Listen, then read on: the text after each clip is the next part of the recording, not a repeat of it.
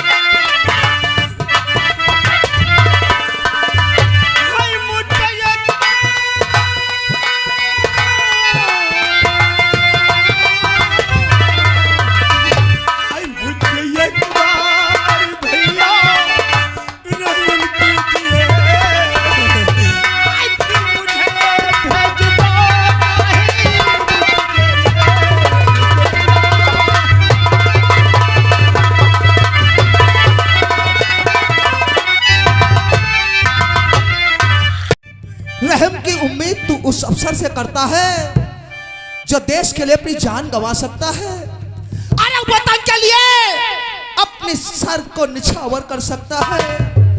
आज तू उस भाई से रहम की उम्मीद कर रहा है। नहीं छोटे, तुझे यह सब करने से पहले 100 बार सोचना चाहिए था। अपने लिए नहीं, लेकिन अपने भाई की वर्दी के लिए सोचना चाहिए था, लेकिन तूने ऐसा नहीं किया। एसपी साहब खुद अपने मुंह से बयान दे रहे हैं कि तुझे रंगे हाथों से गिरफ्तार किया है। तेरे पास गोला बारूद चरस अफीम गांजा प्राप्त हुआ है। जानता है तुझ पे आतंकवादी होने का आरोप लगा हुआ है। आतंकवादी ही नहीं बल्कि तुझ पे खूनी होने का आरोप भी लगा हुआ है। हवलदार, गिरफ्तार करो इसे युवा।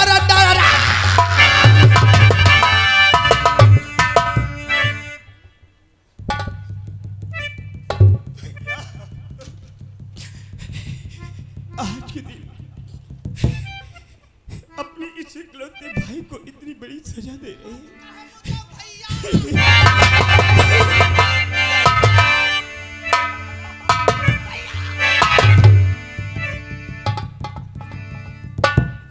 भैया, मैं तो तुम्हारा इकलौता भाई मर गया, तो रहम करो। आज से तू मेरे लिए मर गया और मैं तेरे लिए मर गया। जितनी बार तू मुझे भाई कहता है, मेरा दिल, मेरा जिस्म 1000 बार छलनी हो रहा है। क्या तेरे भाई का सांप मेरे दिल में नासूर की तरह चुभ रहा है। छोटे, उस बात का मुझे आज के दिन ख्याल आ रहा है। जब मैं घर से निकला था, मुझे ट्रेनिंग में खुशी से आप सभी भेज रहे थे। क्या तुमने कहा था, जिस वक्त तू ट्रेनिंग पास होकर के आएगा, मैं तुझे देख करके खुश हो जाऊंगा। और खुशी थी, मैं तेरे एक नहीं बल्कि दोनों हाथों में सोने की कंगन पहनाऊंगा।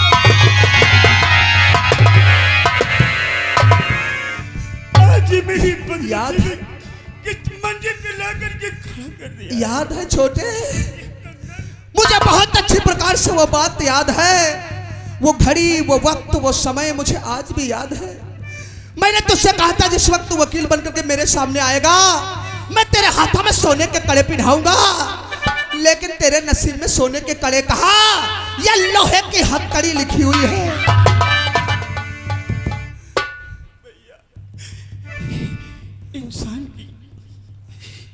इंसान की वैल्यू, इंसान की बरकत इंसान के गुजर जाने के बाद ही मालूम होती है। और आज के दिन आप अपने इस इकलौते भाई को इतनी जल्दी अपनी नजर से दूर करेंगे। भैया भैया, मुझे अपनी नजर से इतनी दूर मत।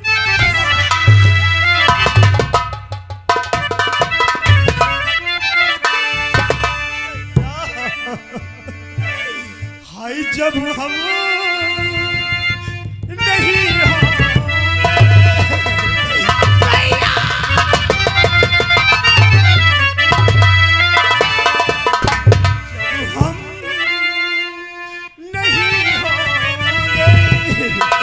तो बबा को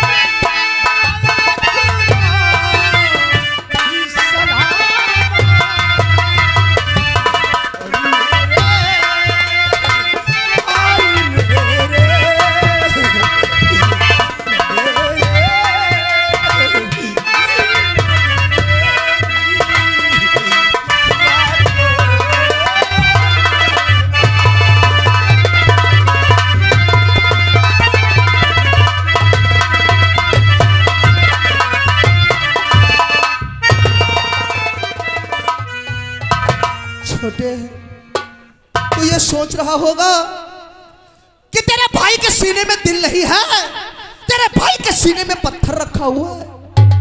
नहीं छोटे, तू नहीं जानता कि आज इस वक्त मेरे दिल पर क्या बीत रही है। अरे पगले, तू कानून की ताकत को नहीं जानता। कानून के हाथ बहुत लंबे होते हैं। तेरे ऊपर आतंकवादी और एक खून का इल्जाम लगा हुआ है। अगर मैं चाहूं भी तो तुझे नहीं बचा सकता, क्योंकि एसपी साहब खुद अपने मुंह से बयान दे रहे हैं, उन्होंने तुझे रंगे हाथों से गिरफ्तार किया है। लेकिन हाँ, आज एक वादा करता हूं, अगर तू गुनहगार है तो तेरा सबसे बड़ा दुश्मन तेरा भाई अजय है। अगर तू बेकसूर है तो मैं तुझे अदालत से सजा नहीं होने दूंगा। अदालत में दूध का दूध और पानी का पानी कर दूंगा। तेरी चार्जशीट अदालत में दाखिल हो चुकी है। आज तेरे केस की सुनवाई होने वाली है। चलता हूं अदालत और देखता हूं तेरे खिलाफ कैसा फैसला होता।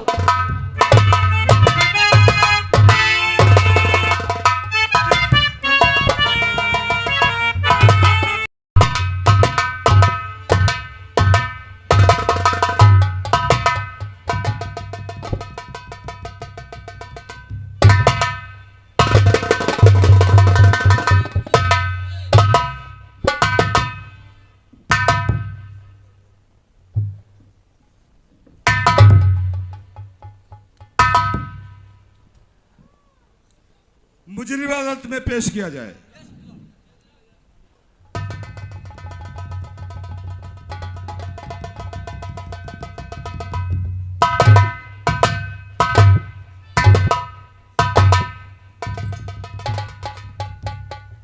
अदालत की जो कार्रवाई है वो शुरू की जाए। सर, मैं गीता पे हाथ रख करके कसम खाता हूं, अदालत में जो कुछ कहूंगा सच कहूंगा, सच के सिवा कुछ नहीं कहूंगा। मिलाड, जिस वक्त मुझे सूचना मिली कि स्टेशन पे कुछ आतंकवादी आए हुए हैं, मैं कुल फोर्स के साथ स्टेशन पे पहुंचा। स्टेशन पे पहुंच करके क्या देखा कि ये मुजरिम हम लोगों को देख करके भाग निकला।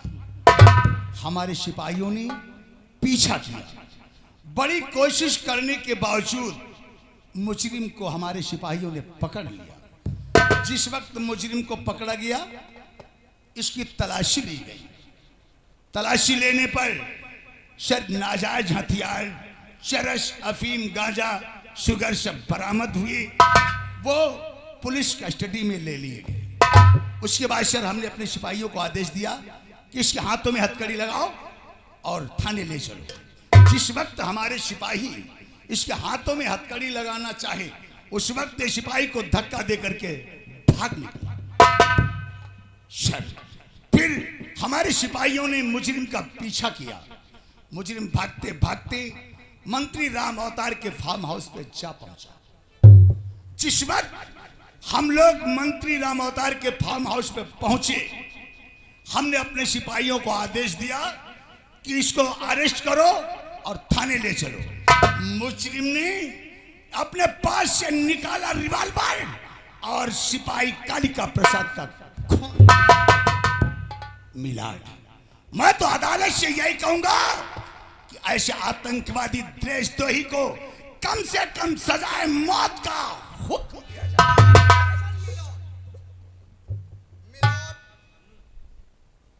नहीं मैं किसी का वकील हूं और नहीं मैं किसी की तरफ से कोई दलील पेश करना चाहता हूं, लेकिन एक जिम्मेदार पुलिस अफसर होने की हैसियत से मैं इस केस पे थोड़ी सी रोशनी डालना चाहूंगा, अगर आपकी इजाजत हो। इजाजत है।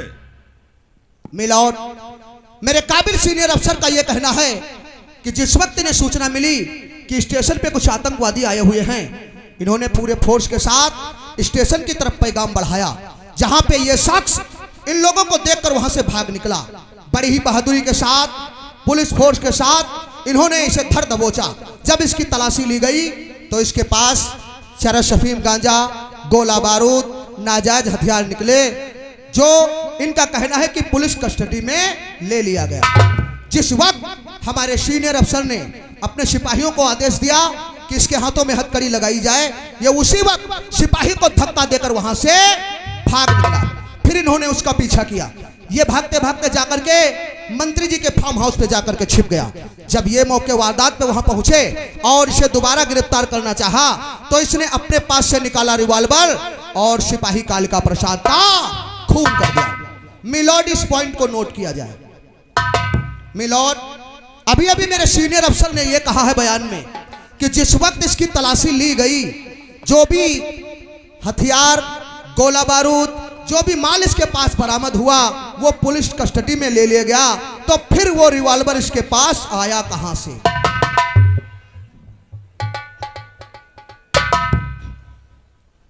मिलाड, जिस वक्त हमने अपने सिपाहियों को आदेश दिया कि इसकी तलाशी ली जाए, इसकी बैग की तलाशी हमारे सिपाहियों ने लिया।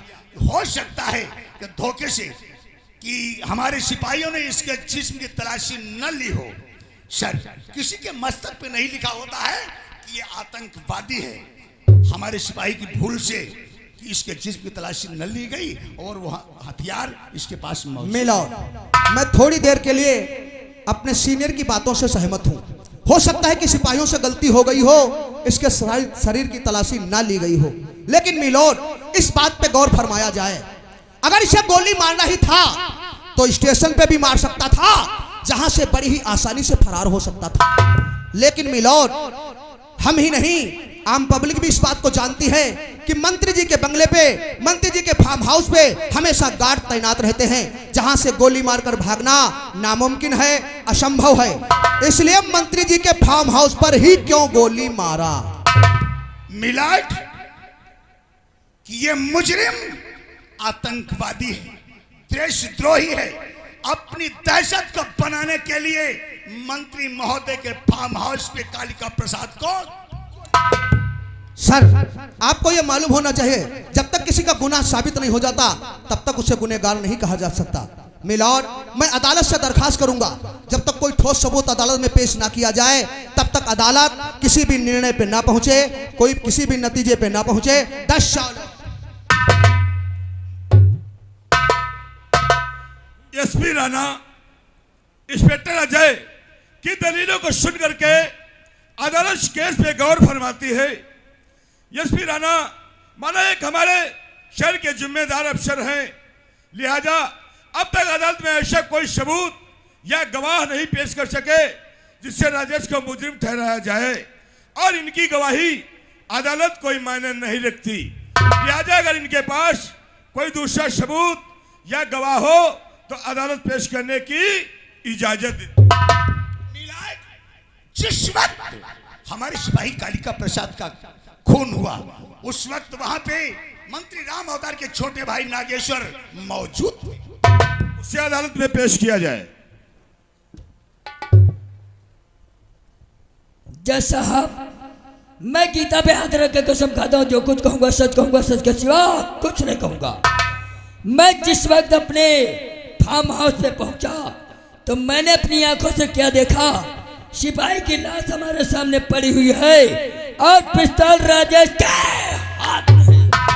मैं तो इतना कहना चाहता हूं जज साहब, इस अदालत से ऐसे खूनी कातिल बागी को बीचों बीच चौराहे पे खड़ा करके दिन दहाड़े गोली से उड़ा देना चाहिए। अगर अदालत में ऐसा कोई नियम, ऐसा कोई कानून नहीं है तो इसे उम्र कैद की सजा या सजा मौत का हक मिला। अभी अभी मिस्टर नागेश्वर ने अपने बयान में कहा है कि जिस वक्त फार्म हाउस के अंदर प्रवेश हुए तो सामने लाश पड़ी हुई थी और रिवॉल्वर राजेश के हाथ में था। इस पॉइंट को भी नोट किया जाए। मिलॉर्ड, अभी अभी मिस्टर नागेश्वर ने यह कहा है कि जिस वक्त फार्म हाउस के अंदर प्रवेश हुए लाश पड़ी हुई थी, रिवॉल्वर राजेश के हाथ में था। इसका मतलब यह साफ हुआ कि इन्होंने राजेश को गोली चलाते हुए नहीं देखा। मिलॉर्ड, कभी कभी आंखों का देखा भी झूठा हो जाता है और हो सकता है कि उस रिवॉल्वर से गोली चली ही ना हो जो रिवॉल्वर राजेश के हाथ में पाया गया।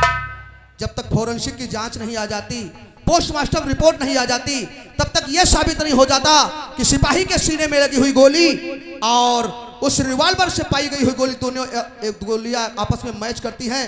तब तक अदालत किसी भी नतीजे पे ना पहुंचे, कोई भी निर्णय ना लिया जाए। 10 साल। सर, ये दोनों रिपोर्ट आ गई है।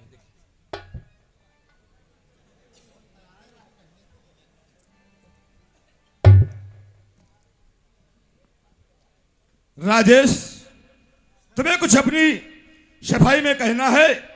तुम्हारे पास कोई गवाह या सबूत या तुमने कोई वकील किया हो तो तुम्हें अदालत पेश करने की इजाजत देती है। सर, मेरे पास कोई सबूत नहीं है, कोई गवाह नहीं है जो कि मिला करके आज के दिन अदालत में पेश करूं। मेरा तो सिवा वही भगवान है जो कि वो भी आकर के अदालत में बयान नहीं दे सकता। इसलिए सर, मैं इतना कहना चाहता हूँ, मेरी किसी का खून नहीं किया सर, मैं निर्दोष हूँ। ये इल्जाम मुझे झूठा लगाया जा रहा है। राजेश, ये अदालत और कानून जो है सबूत और गवाहों के बुनियाद पर चलती है। लिहाजा अब तक तुम्हारे खिलाफ जो भी सबूत गवाह अदालत में पेश किए गए वो सब तुम्हारे खिलाफ पाए गए हैं। लिहाजा इतना ही नहीं, जिस रिवॉल्वर से हमारे एक भाग सैनिक सच्चे सिपाही की गोली से मार करके हत्या कर दी गई, उस रिवॉल्वर के फिंगरप्रिंट यानी उंगलियों के निशान राजेश तुम्हारे ही पाए गए हैं। लिहाजा अदालत इस नतीजे पर पहुंची है, ताजेरा तहंग दफा 322 के तहत राजेश को मुजरिम करार देते हुए सजाए आजीवन कारावास का हो।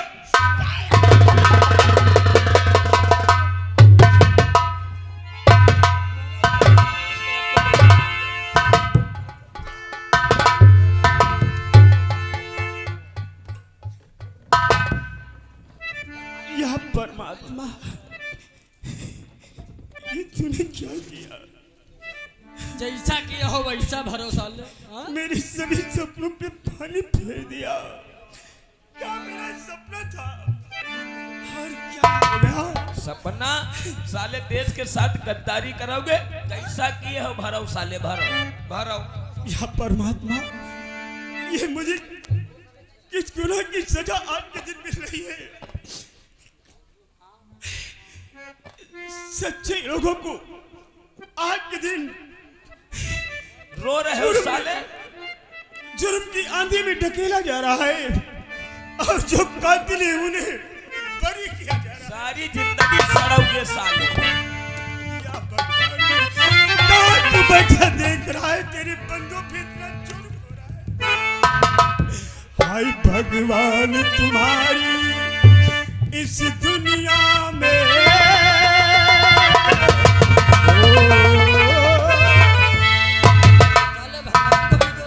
भगवान, तुम्हारी इस दुनिया में हाय सच्चा ही मारा जाता है।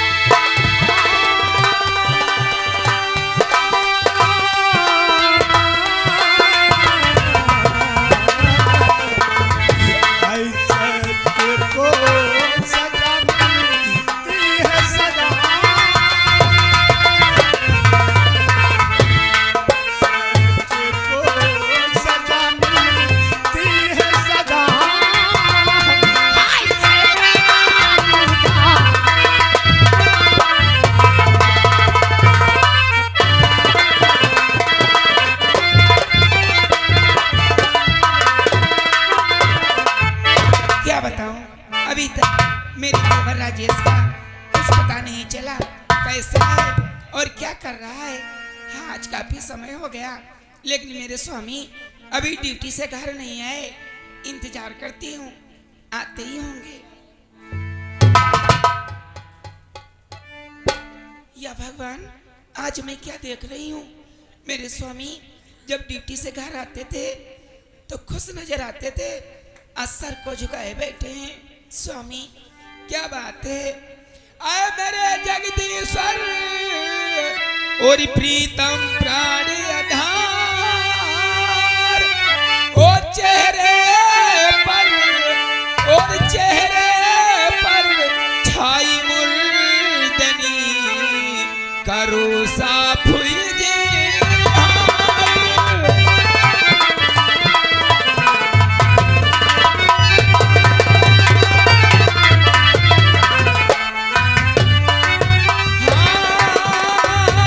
चेहरे पर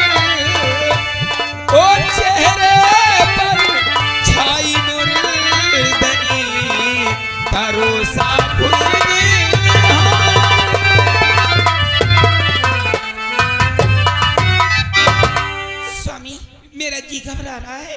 बोलो क्या बात है स्वामी? और सबब बे वक्त आने का, और सबब बे वक्त आने का, कहो कुछ तो मेरे स्वामी।